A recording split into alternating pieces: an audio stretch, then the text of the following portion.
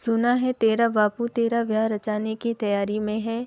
केशव ने 16 साल की हरीरी से पूछा। पता नहीं, पर एक दिन अम्मा और बापू कुछ बात कर रहे थे और जब मैं पहुंची तो वे चुप हो गए। हरीरी ने भोलेपन से जवाब दिया, हाँ, पर तुझे कुछ पता भी है कि तेरा मर्द कौन होने वाला है? केशव ने कहा, कोई भी हो, क्या फ़र्क पड़ता है। अब तुम तो ऊंची जाति वाले हो, इसलिए तुमसे ब्याह कर पाना तो मेरे कर्म में नहीं है। मन भर आया था हरीरी का। उसके इस सवाल के बदले में कोई भी जवाब नहीं था केशव के पास। बस उसने आगे बढ़कर हरीरी के गाल को चूम लिया था। केशव की बाहों में अपने आप सिमटती चली गई हरीरी। तेरा बापू असल में तेरा सौदा कर रहा है।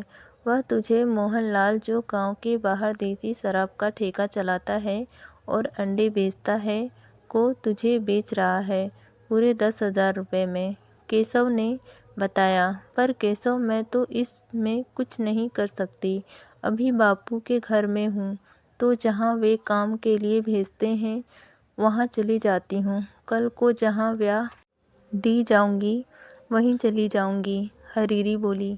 पर यह ब्याह नहीं है। वे तो तुझे उस 40 साल के बुढ़े के हाथों पैसा लेकर बेच रहे हैं। केशव गुस्से में था। ठीक तो है, जब मेरा ब्याह मोहनलाल के साथ हो जाएगा तब मेरे ठेके पर आना, मुफ्त में दारू पिलाएंगे तुझे, कहते हुए ठहाका लगाया था हरीरी ने। केशव और हरीरी एक ही गांव में रहते और एक दूसरे से प्यार भी करते थे।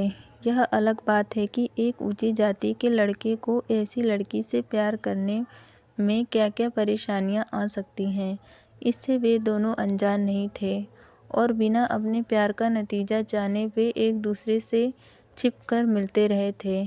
फिर एक दिन हरीरी के बाप ने उसका और मोहनलाल का ब्याह करा दिया।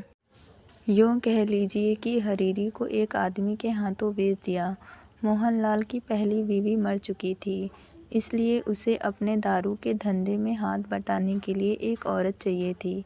हरीरी के बाप को पैसा चाहिए था, इसलिए दोनों ने मिलकर एक दूसरे की समस्या का हल कर दिया था। अपनी शादी के दिन गांव के एक हिस्से से गांव के ही दूसरे घर में पहुंच गई थी हरीरी। ना बैंड बाजा ना बारात, बस मोहनलाल को चाय पानी ज़रूर करा दिया गया था और मोहनलाल ने पूरे 10,000 रुपये गिन कर दे दिए थे।